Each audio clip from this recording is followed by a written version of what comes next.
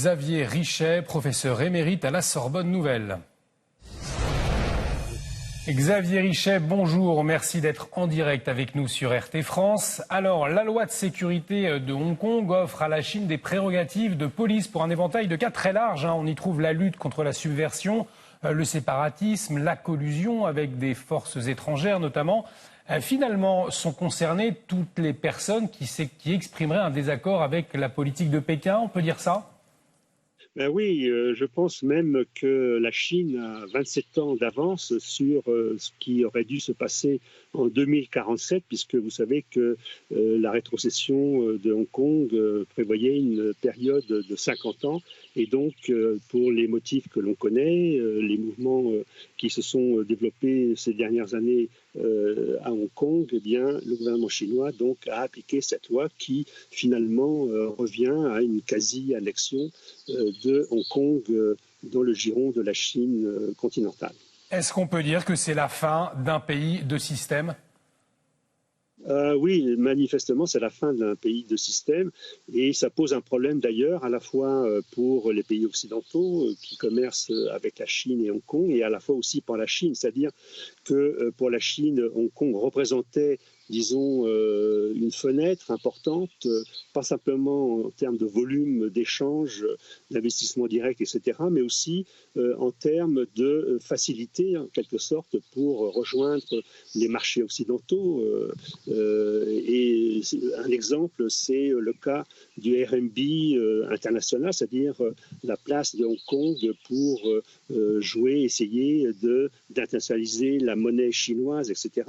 Donc ça, c'est un problème important parce que certainement, ça va avoir un impact sur la Chine, mais aussi pour les pays occidentaux. Hong Kong, qu'on le veuille ou non, c'était aussi la porte d'entrée et la possibilité de développer leurs affaires en Chine continentale, en Chine populaire. Alors, donc on voit bien que finalement, à la fois la Chine se trouve un peu contrainte par ce problème, sera gênée sur le plan économique, mais aussi les pays occidentaux dans la mesure où il y a des intérêts de part et d'autre à jouer, à profiter de ce que Hong Kong représentait jusqu'ici. Alors on a entendu justement les inquiétudes de l'Union européenne et du Royaume-Uni. Comment la communauté internationale aujourd'hui peut se positionner sur le dossier ? Est-ce qu'elle a abandonné Hong Kong finalement à son sort ?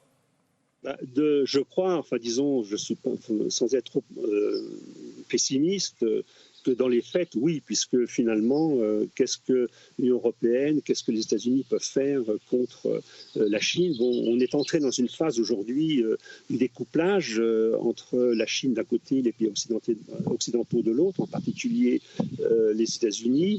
L'Europe essaye d'avoir une position un peu intermédiaire entre les deux, mais de fait, on est entré dans une phase où, il y a des conflits plus ouverts, il y aura des actions qui seront plus fortes dans ce domaine pour savoir qui fait quoi et quel type de relations on va continuer à entretenir avec la Chine. Mais finalement, cette loi ne risque-t-elle pas aussi de refroidir les futurs investisseurs à Hong Kong ?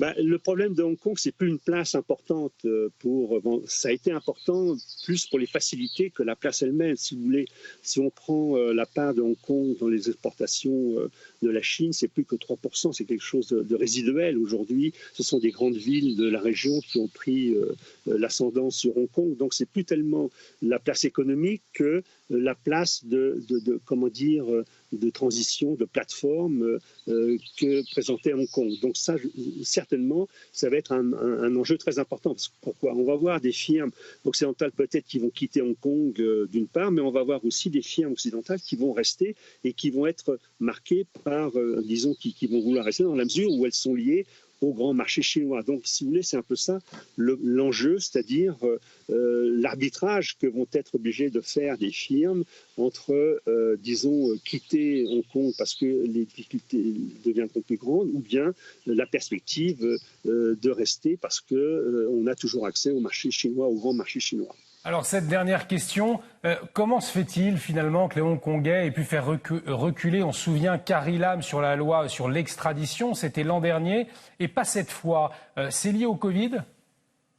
Écoutez, je crois que les Hongkongais ont été extrêmement courageux tout au long de ces dernières années, mais aujourd'hui, la Chine a pris des mesures radicales, donc qui n'étaient pas prévues, et on l'a vu, l'instauration de cette loi a été décrétée très rapidement.